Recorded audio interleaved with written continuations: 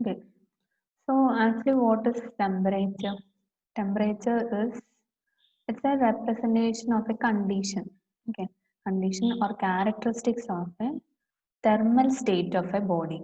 So, characteristics of thermal state of a body is known as temperature, and we have to know the we have to monitor or measure the temperature for numerous process application. And for example, here you can say it's a chemical for measuring temperature in some chemical reactions in plants, industrial plants, or to maintain the product quality. Some some of the products should be maintained at a particular temperature, and also for raising the steam temperature, and we have to monitor that temperature some by using some instruments. So there are numerous applications like in gas turbines and also in heat treatment of steel and aluminum alloys and polymer processing, for example, nuclear reactor. In every this type of plants, we need to monitor the temperature. So we need some measuring equipment. Sometimes we need the measuring equipments who can withstand only that level below 600-degree temperature. But in reactors and some plants having higher temperature, it may be above 2000 degrees Celsius. So the instrument should withstand that much temperature also. So these are the different numerous applications whose temperature to be measured or to be monitored, and we have to control that temperature or keep that temperature for maintaining the product quality. Okay. So actually, temperature is a concept that whether the body is hot or cold. Hmm. So we can say according to thermal energy what is solid, liquid, and we can classify the materials as solid, liquid, and gas.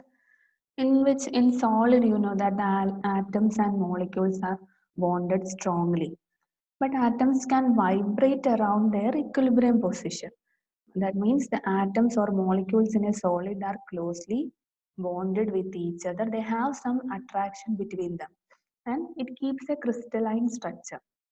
So solid keeps a crystalline structure. Each of the atoms will be attracted with the molecule neighboring atoms.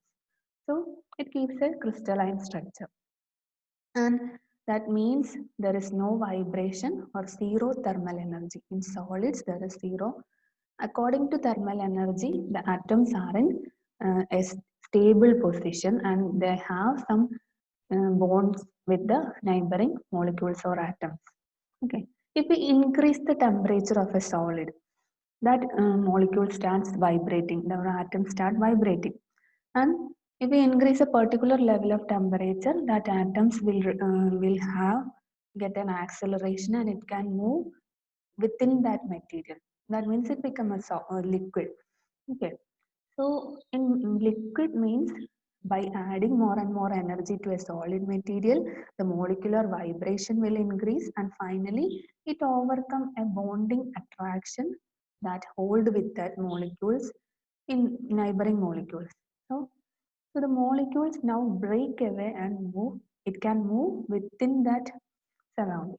So it become a liquid. So according to thermal energy, if there is zero thermal energy, it can keep its crystalline structure. That means each of the atoms are bonded with each other and it have a bonding with the neighboring atoms or molecules. But if the thermal energy increases, the atoms will get more and more energy and it releases from or it will overcome the bonding attraction and it can move within that material. So it become a liquid. Okay. And if it is a gaseous material, that means if you are adding further energy to the liquid, then its velocity of that molecule will increase and finally that molecules get an energy which it can escape from that attraction of the molecules so that it becomes to the gaseous state. So according to the thermal energy, we can represent three states of level to the material: solid state, liquid state, and gaseous state. And the unique property of a temperature is For example, we know that some process variable like pressure, flow, level, these type of process variables can be calibrated in terms of primary standards. Primary standards means mass, length, and time. Normal process variables such as pressure, flow of a liquid, or level of a liquid or material, it can be calibrated in terms of a mass or length or time. നമ്മൾ ലെവലൊക്കെ നമ്മൾ represent ചെയ്യുക in terms of height in this much metre അങ്ങനെയൊക്കെ ലെങ്ത്തിനോട് നമുക്ക് calibrate ചെയ്യാം. And also pressure we can calibrate in to mass or length anything. But temperature cannot be calibrated such because temperature is not an additive property. നമുക്കറിയാം, for example, if we have a wire of length 2 meter and another wire having another 2 meter length. So if we add or attach these two wires, the total length will become 4 meter. That means length, the parameter length is additive parameter. But temperature, if we have a 1 liter boiled water. Boiled water means it has 100 degrees Celsius. Just assume we have a container with 100 degrees Celsius water and another container with 100 degrees Celsius water. If we add these two waters together, what the total temperature become? It's only 100 degrees Celsius. It will not increase. That means temperature will not be additive, but length, mass, these type of parameters are additive parameters. So temperature is not an additive parameter. So it cannot be calibrated in terms of length or mass or time. Now, if two bodies have the same temperature, then we can say that two bodies are in thermal equilibrium. So it's a property, zeroth law of thermodynamics. You may be studied zeroth law of thermodynamics, that when two bodies are each in thermal equilibrium with the third body, then they are in thermal equilibrium with each other. Okay, that means it is a, if two bodies, one body have one temperature, another body with same temperature, then we can say these two bodies are in thermal equilibrium with that temperature. And if we have, and that means if you have to measure a temperature of a body, an unknown temperature of a body, we can bring that body in thermal equilibrium with a standard body temperature. Okay, so we can measure by using the zeroth law of thermodynamics. Zeroth law of thermodynamics says that when two bodies are each in thermal equilibrium with a third body, then they are in thermal equilibrium with each other. അതായത് നമുക്ക് ഒരു unknown temperature measure ചെയ്യണം, ഒരു particular ബോഡിയുടെ unknown temperature measure ചെയ്യണം. പക്ഷെ നമുക്കൊരു standard device ഉണ്ട്. We know the temperature of that standard device. By calibrating this temperature or by bringing the temperature of the standard device to the temperature of unknown body, then these two bodies become in equilibrium and we can measure the temperature from the standard device. So to measure an unknown temperature of a body, we can bring that body in thermal equilibrium with the standard. Okay.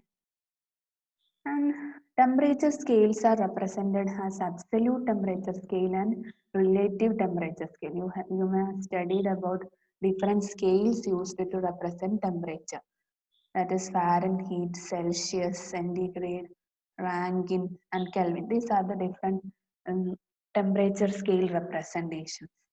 Okay, temperature is a measure of thermal energy in a body, which is the relative hotness or coldness of a medium, and it is normally measured in degrees. Normally we measured in degrees Celsius, and these are the another type of scales. An absolute temperature scale means in that scale we can assign a zero temperature to a material, one that has no thermal energy. So at this temperature, all molecular motion stops and the energy of the molecule is zero. Okay, so in absolute temperature scale means it can assign zero temperature to a material that has no thermal energy. So And the common relative temperature scales are Celsius and Fahrenheit scale. And absolute scales are Rankine and Kelvin scale. Okay. Degree Celsius and Fahrenheit scale are relative temperature scale, in which we cannot represent a temperature as zero absolute temperature. Absolute temperature can assign a zero temperature medium. Okay, that means without any vibration of atom, that the solid has zero temperature. It can assign on that Rankine or Kelvin scale, but in degrees Celsius and Fahrenheit scale, that can be calibrated by some numerical value. That is, degree scale means Kelvin scale value minus 273, and we can represent it in Fahrenheit by Rankine scale minus 495.6. So relative temperature scale differ from the absolute scale in a shift of zero axis by some numerical value. Okay, so common fixed points are, we know that the freezing point of water is 0 degree Celsius, but the 0 degree Celsius is in Fahrenheit scale, it is 32 degree. And the boiling point, if it is 100 means it is 212, 212 Fahrenheit. So these are the different calibration points of each scale in Kelvin, Rankine scale, Fahrenheit and degree Celsius scale. If zero thermal energy means in Kelvin and Rankine scale are absolute scale. So it represents zero itself. In that scale, it represents zero. But in Fahrenheit, you have to minus by 459.6. Zero thermal energy means it is minus 459 degree Fahrenheit, and it is minus 273 degrees Celsius. Zero thermal energy means it is minus 273 degrees Celsius. For water or solid or liquid, it may be in Kelvin scale, it is 273.15. That represents degree Celsius, 0 degree Celsius. Okay, 0 degree Celsius means here it is 273. So these are the calibration points of each scale. In degree scale, 100 represents 373 on Kelvin scale and 671 in Rankine scale and 212 in Fahrenheit scale. So these are the normal temperature scale calibration points. And now we have to study only the temperature measuring instruments. I just give an introduction about what is temperature, but we have to study only the temperature measuring instruments. So the temperature measuring instruments can be calibrated into 4 types. One is non-electrical types, and the electrical types are these 3 methods. And actually, mainly it can be classified into 3: non-electrical methods, electrical methods, and radiation methods. But electrical methods are of 2 types: thermoelectric sensors and electrical resistance sensors. Non-electrical methods are thermal expansion methods. Okay, so from this you will know that temperature cannot be measured directly as like the parameter like length, mass. We cannot measure temperature directly, but it must be measured by observing the effect of that temperature variation which causes on the measuring device. So temperature can be measured only by the effect of that temperature variation causes on the measuring device. So temperature measurement methods, in which first one is non-electrical method. In non-electrical method means this one is the thermal expansion method is the non-electrical method. In non-electrical method, the temperature measurement can be based on any one of the change in physical state or in a change in chemical property or by changing the physical property. Okay, by solid expansion. First one you can see it's a solid expansion, thermal expansion. That means change in physical state. For that, the instrument used is bimetallic thermometer. Okay, bimetallic thermometer. And the another one is liquid expansion or gas expansion. Okay, liquid expansion you have seen in thermometers and pressure thermometers. Okay, and gas expansion is also can seen in thermometers or vapor pressure thermometers. Okay, So now, and the another one is electrical methods. Mainly temperature measurement is classified into three: non-electrical method and electrical method and radiation method. In which non-electrical method is this one, and this one is these two are electrical methods, which are thermoelectric sensors or thermocouples. We have to study in detail. And another one is electrical resistance sensors, and that is resistance temperature detector, RTD, or thermistors. Okay. And you know the property of metals. In metals, if the temperature increases, its resistance property changes. If it is a metallic type of material, temperature increases with the resistance of the metal increases with the increase in temperature. That means it has a positive temperature coefficient. If it is a semiconductor, its resistance decreases with the increase in temperature. That means it has negative temperature coefficient material. Semiconductors are negative temperature coefficient materials.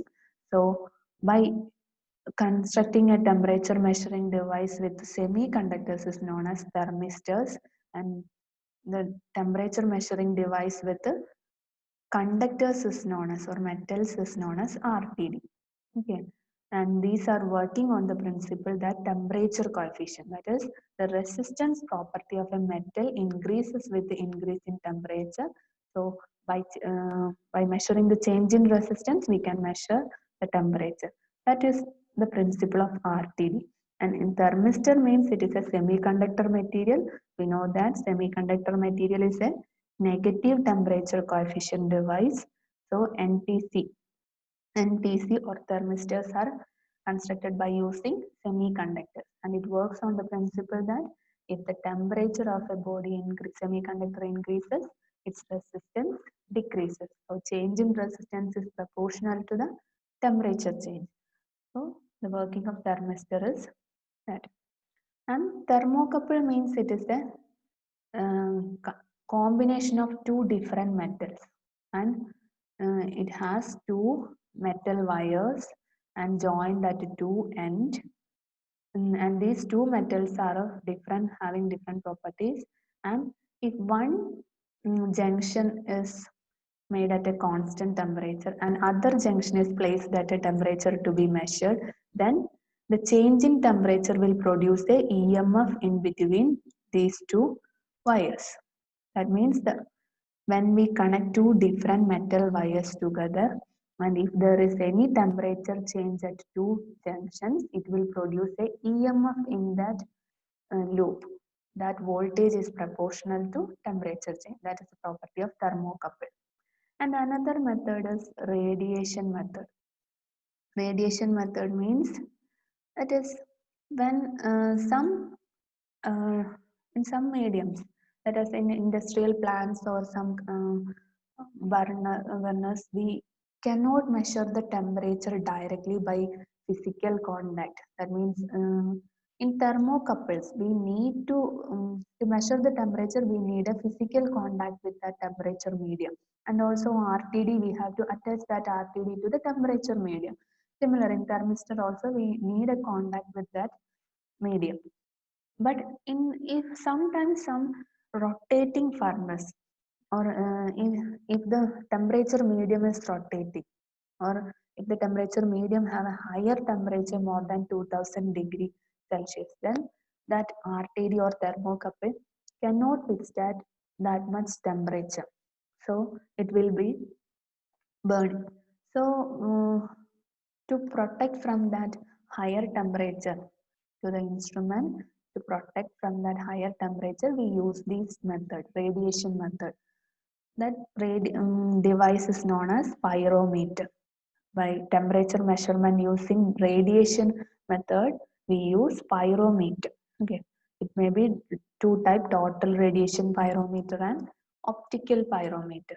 Okay, so pyrometer works on the principle that any object having temperature above 600 degrees Celsius can emit a radiation from that body, and that radiation may contain visible radiation, infrared radiation. So by collecting these radiation, we can measure the temperature. to measure the temperature of higher temperature body or rotating body, we can use radiation methods. And these thermocouples and RTD thermistors are used for measuring low temperature. Below 2000 degrees Celsius, we can measure by using these devices. So these are the different methods, temperature measuring methods. Mainly they are classified into three: non-electrical, electrical and radiation method. Non-electrical methods are solid expansion, liquid expansion and gas expansion method. And the example of measuring instruments are bimetallic thermometer and normal liquid in glass thermometer. Okay. And electrical measurement methods, there are three instruments: thermocouples, RTD and thermistors. Thermocouples are made of two different metals and RTD is made of conductors. Thermistor is made up of semiconductors and pyrometer is the radiation method. So for measuring higher temperature we use pyrometer. Pyrometer works on a principle that if any body having temperature higher than 600 degrees Celsius, it can emit a radiation from that body. So by measuring that radiation, either in visible or infrared radiation, we can measure the temperature by calibrating with that radiation. Okay. Now we are going to study in detail each of the instruments. First one, bimetallic thermometer. Okay. So bimetallic thermometer means we have already told it is constructed by two different metals. Okay. So it employs the principle of solid expansion and consists of bimetals. That means it consists of two metal strips. Here you can see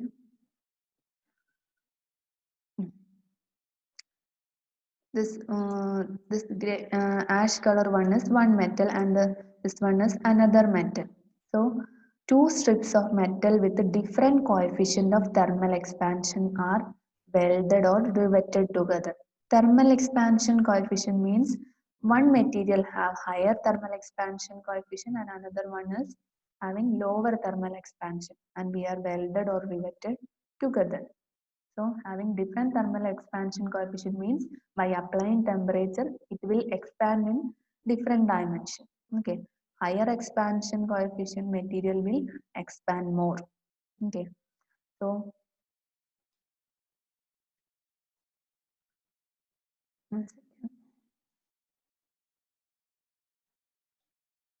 here you can see there are two metals having different thermal expansion coefficient. One metal is A and second one B, which are welded and riveted together. Okay. So which is having different thermal expansion coefficient, and if an increase in temperature will cause a deflection of this end of the strip. That means by joining these two strips together, by applying a temperature on this body, it will bend. Higher thermal expansion. Just assume material A has higher thermal expansion coefficient and material B have low thermal expansion coefficient. So when we apply a temperature on this material, what happens? These both the material will start bending, but higher expansion material bend higher. So this one will bend more. So this change in dimension will be proportional to the temperature. Here you can see to produce higher accuracy, we can use this as a cantilever beam. That means two metals connected together, riveted together will be attached as a cantilever beam. One end is fixed at the wall and other end is movable. So when we put this cantilever beam on a temperature medium, these two metals become expanded and it bends like this. And this change in dimension is proportional to this. Displacement can be measured as a measure of temperature. That means we converted that temperature, change in temperature as a displacement in a cantilever beam. Okay. So by using displacement transducer, we can measure how much is the temperature. And another one is U-shaped cantilever beam. And To get more accuracy, it may be constructed as a spiral one or helical shape. So normally Invar is commonly used as a low expansion metal, and Invar means it is an iron nickel alloy containing 36% nickel, and its coefficient of thermal expansion is around 1 by 20th of the ordinary metals. So normally Invar is used as a low expansion metal, and its expansion coefficient is around 1 by 20th of the ordinary metals. And brass is used as a higher expansion metal for measurement of low temperatures. And whereas nickel alloys are used for measuring higher temperature. Okay. And a plain bimetallic strip is insensitive. So to get higher sensitivity, we can be constructed as in the form of helix or double helical form. So one end of the helix is anchored or fixed at one wall, and the other end which is free. Here you can see it's a cantilever beam, but it is a helical shape. So here this helical, one end of this helical strip is attached here on the wall, and the other end which is connected to a pointer. The other end of the helix is connected to a pointer, and when the bimetal expands, the helical by this when we give a temperature to this helical uh, material bimetallic strip, what happens? It expands, and this pointer starts rotating proportional to that expansion of that helical bimetals. So this pointer is at which is given on a calibrated scale and which produce a new position on the scale, that is which is proportional to the temperature applied on this helix. Okay. So when we increase the temperature on this helical strip, the pointer will move and it reaches a particular position, and the change in position of this pointer on a calibrated scale is a measure of temperature. Okay. So the range of temperature is minus 30 degrees Celsius to 550 degrees Celsius can be measured by using bimetallic strip. This plain cantilever is normally insensitive because a small deflection will be produced on plain cantilever. So to make higher sensitivity, you made helical. This one helical type is more sensitive as compared to plain cantilever. Okay. So നമ്മൾ measure ചെയ്യേണ്ട temperature മീഡിയത്തിൽ cantilever ബീമിനെ place ചെയ്യുക, bimetallic സ്ട്രിപ്പിനെ place ചെയ്യുക. So we know that in bimetallic strip that it consists of two metals having different temperature coefficients. So it start expanding, and when we connect a pointer to that bimetallic strip, that pointer moves on a graduated scale, and the movement of that pointer will indicate the temperature measure. Okay. And another one, here you can see the helical strip is attached to a pointer on a scale. So the change when we place this bimetallic strip on a temperature to be measured, the medium whose temperature to be measured, then which this pointer gives the expansion of this metal, and the change in pointer reading will give the proportional temperature reading. Okay. Normally, iron nickel alloy is Invar is used as low expansion metal. High expansion metal is normally we use it is brass and variety of alloy of brass. Okay.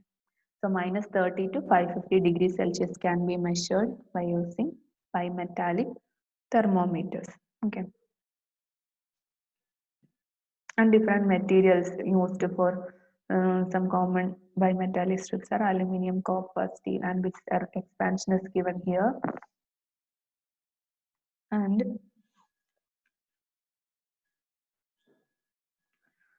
another one is you have to study only this one.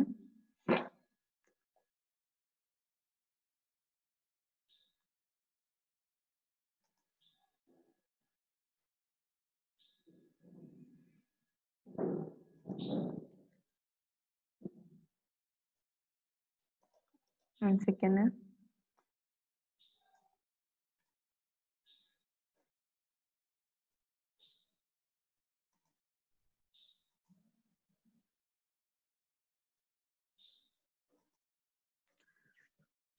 Okay, കാണാലോ. So we have studied a bimetallic thermometer. Next, I'm going to explain about thermocouples. Okay, so thermocouple is a